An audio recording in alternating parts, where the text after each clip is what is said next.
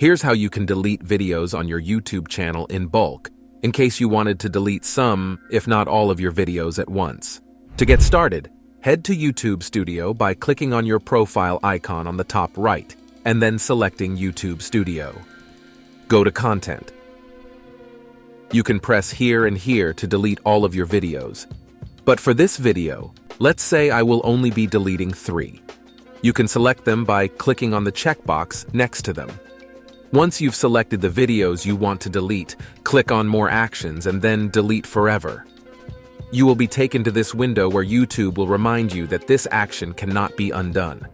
To proceed, just click on this checkbox that says, "You understand," and press Delete Forever. From here, you just have to wait a while before the videos you selected are deleted. And that's how you can delete videos on your YouTube channel in bulk. Also, here's a video on how you can upload a bunch of videos in one go. Click on the video on the screen, and thanks for watching.